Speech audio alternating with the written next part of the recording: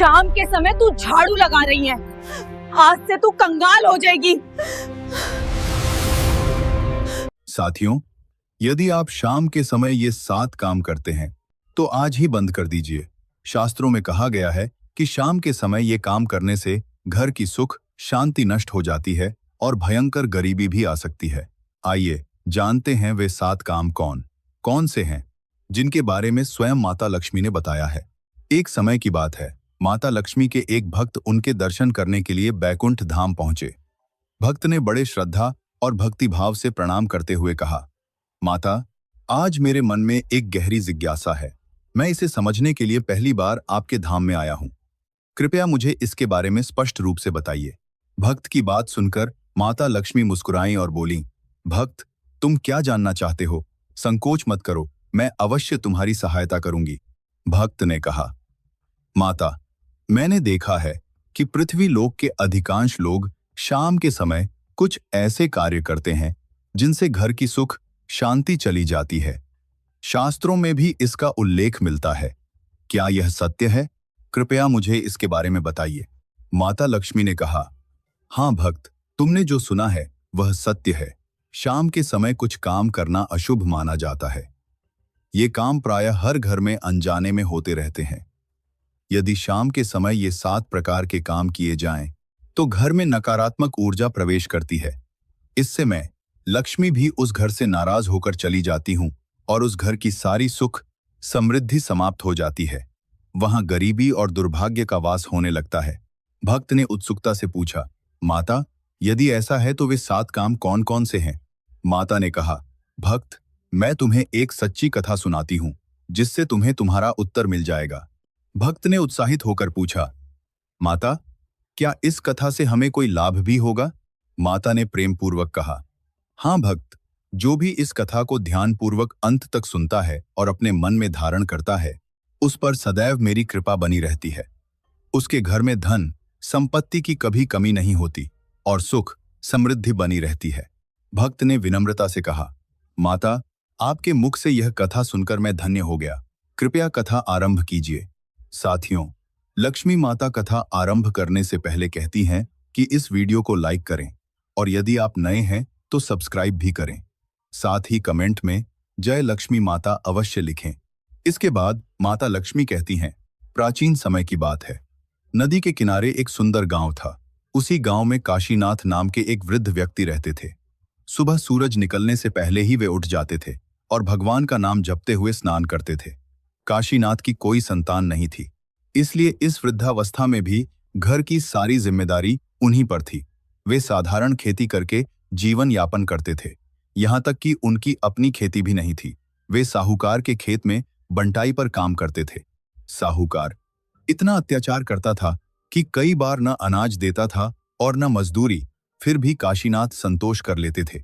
काशीनाथ अकेले नहीं थे, उनके साथ उनकी छोटी पत्नी सावित्री भी थीं।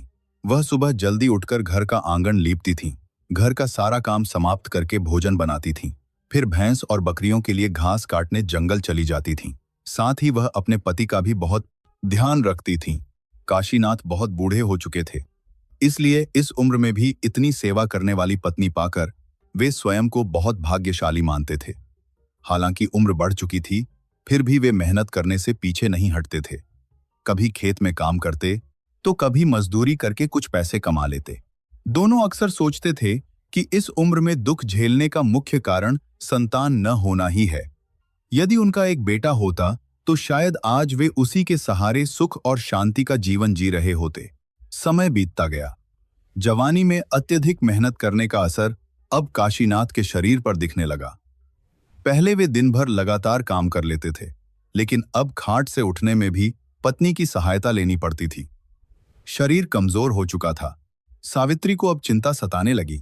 पति बीमार पड़ चुके थे और घर की सारी जिम्मेदारी अब उन्हीं पर आ गई थी। ऊपर से वह गर्भवती भी थीं। फिर भी उन्होंने कभी हिम्मत नहीं हारी। वे सुबह जल्दी उठकर सारे काम करती और मंदिर जाकर भगवान से प्रार्थना करती, हे भगवान, मेरे पति को स्वस्थ रखिए, हमारे जीवन में थोड़ा सुख दीजिए। इसी दुख के बीच एक खुशी की खबर भी थी। सावित्री मां बनने वाली थी।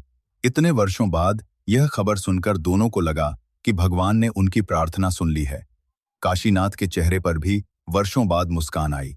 उन्होंने भगवान को धन्यवाद देते हुए कहा, हे प्रभु, देर से ही सही, आपने हमारी पुकार सुन ली। लेकिन धीरे धीरे काशीनाथ की हालत और गंभीर हो गई। एक दिन उन्हें लगा कि अब वे जीवित नहीं बचेंगे। उन्होंने अपनी पत्नी के सिर पर हाथ रखकर कहा, सावित्री, अपना ध्यान रखना। तुम्हारे गर्भ में जो बालक है वह पुत्र बनकर जन्म लेगा और तुम्हें सुख देगा। इतना कहकर काशीनाथ ने अंतिम सांस ली और इस संसार से विदा हो गए। पति की मृत्यु के बाद सावित्री का जीवन अत्यंत कठिन हो गया। घर में कमाने वाला कोई नहीं था, ऊपर से वह गर्भवती थीं। खेती करना भी संभव नहीं था। लेकिन इतने दुख के बाद भी उन्होंने भगवान की भक्ति नहीं छोड़ी। कुछ समय बाद वह शुभ दिन आया और सावित्री ने एक पुत्र को जन्म दिया। बेटे के जन्म से घर में फिर खुशियां लौट आईं। बच्चे का चेहरा बिल्कुल उसके पिता काशीनाथ जैसा था, इसलिए सावित्री उसे अपने पति की निशानी मानने लगी। समय बीतता गया। एक दिन शाम के समय एक ऋषि उनके घर आए और बोले, क्या मुझे आज रात यहाँ ठहरने के लिए स्थान मिल सकता है?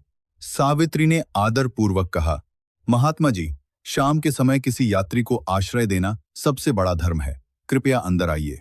सावित्री ने देखा कि घर में केवल थोड़ा सा चावल और दाल बची थी, जो मुश्किल से एक व्यक्ति के लिए पर्याप्त था।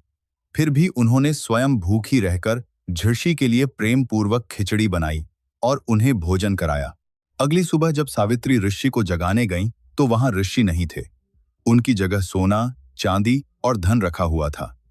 यह देखकर सावित्री समझ गईं कि वे कोई साधारण व्यक्ति नहीं थे, बल्कि स्वयं भगवान थे। उस धन से सावित्री ने एक सुंदर पक्का घर बनवाया और अपने पुत्र का पालन पोषण अच्छे से किया।